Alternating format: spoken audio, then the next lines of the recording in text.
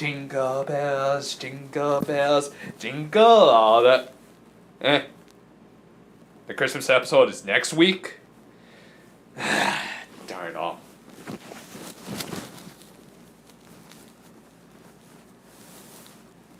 Okay, let's just get this week over with.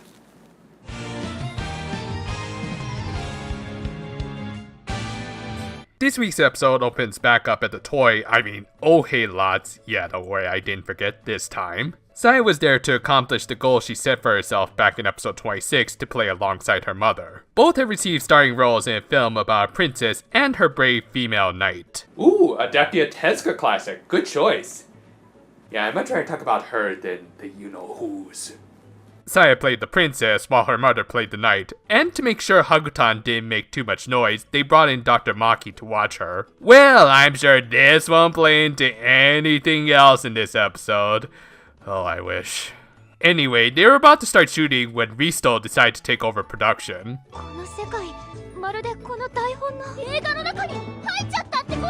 Yep, they're actually digging up that old chestnut from the toy archives. I'm pretty sure they even used it in a parody series. And just like many episodes like this, everyone ended up playing a role, in this case based off of RPG tropes. Like Hana into the hero character, Hobari into the fighter, Emiru into the mage, and Ruru into Yukari Tamura? Also, for whatever reason, they included a not at all so callback to a certain previous season. And yet they missed out on a perfect opportunity to have the Headmaster's crystal ball make a cameo. Come on, you guys already have Saltami Aya on staff. It'd be nice not to hear her sound like a yandere for once.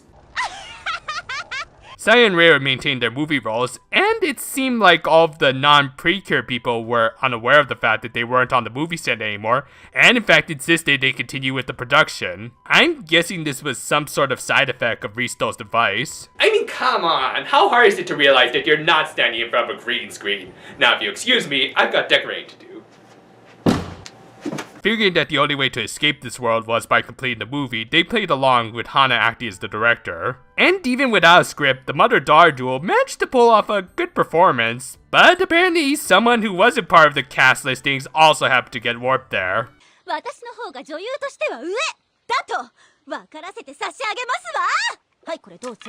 Okay, that was funny. But yeah, the two ended up having an impromptu battle with Ranze coming out on top after Saya lost her focus for a brief moment. Do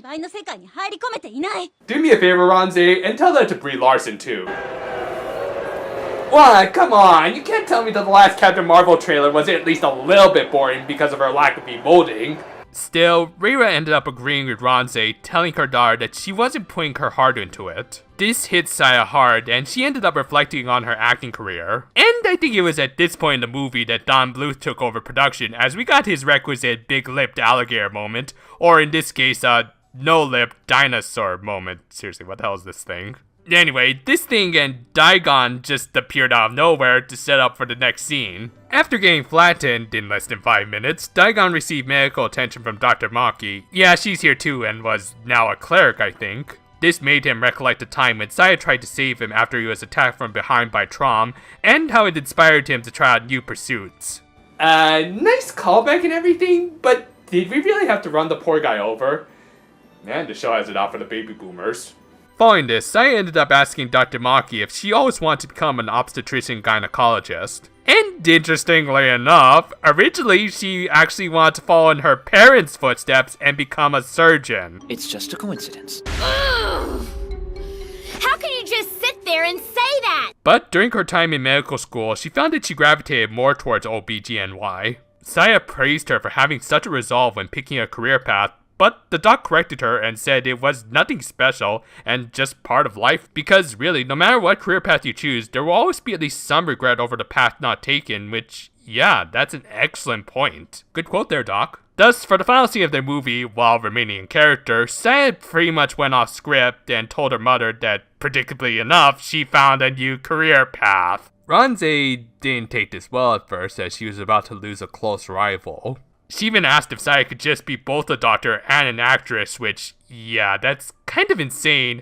And moreover, Saya wanted to give whatever she did her all. She had played all of her acting roles to the best of her ability and now wanted to shift her focus onto a new path, which conveniently enough was reflected by this RPG world that included a class change system. Well, points to this show for being better than most modern JRPGs. Reira seemed to approve of her daughter's choice to become a doctor, but also walked off to hide her disappointment. This was, of course, the moment Risto had been waiting for. This time, he used his victim as a direct conduit, making for a stronger Mole Shimaida. A twist in which a character who seemed like a protagonist suddenly became the main villain of the story.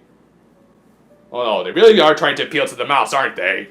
So, the mommy dearest Mole Shimaida tried to take back her child, but in her confused state took Hagutan by mistake. Nonetheless, it absorbed her, thankfully not into the stomach, or else this bit of Saya following in after her would be a little bit too Freudian for my taste. Inside, she found a conflicted mother, one that wanted her daughter to do her best at whatever she chose, but at the same time, couldn't help but feel more than a little lonely when they started going down different paths. Really, it's only natural for a parent to want to hold on to their child for as long as possible. But Saya assured her that she found her interest in medicine by briefly stepping into her mother's world, and that she would take what she learned from her toward her new career. With the assurance that she had raised her child well, the Mole Shimaida stood frozen in place, allowing the Precure to finish it off. And because it was being directly controlled by Reira, we got the evil general being purified type finisher, thankfully sparing us from the usual one, which I still find really creepy. With one director's cut in the can, Saya and Reira were able to move on to the theatrical cut of the movie. God, if only actual movie production were that easy. And with that, the episode ended with them walking down the...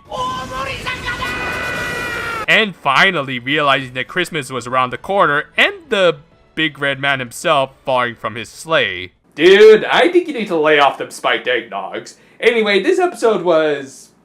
weird. I mean, it's clear that this is meant to be the conclusion to Saya's arc, and while some of it kind of worked, it was also a very awkward journey getting here, to say the least.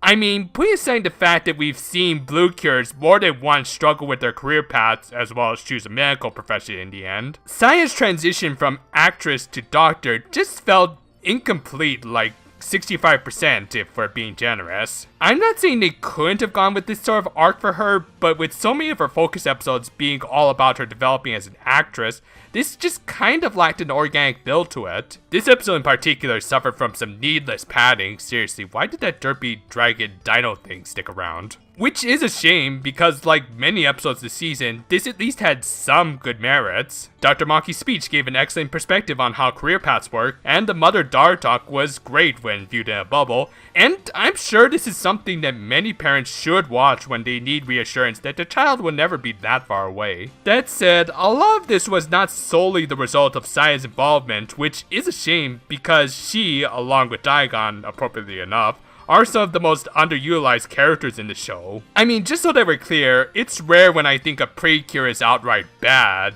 It does happen, but more often than not, I do blame it more on the half-hearted stories given to them. Saya, we know you put your all into it, but like many productions, you were a slave to the scripts given to you. You have all my condolences. With the Christmas shopping and the World of Light pretty much done, I've been able to sit down and work on my Sinful Gear G review. Hopefully I'll have it done before the 24th so that you guys have at least one more stocking stuffer for the season. Look forward to it, and until then, though, farewell for now, my friends, and... excuse me a minute. Santa, the cookies are on the counter and not in my liquor cabinet.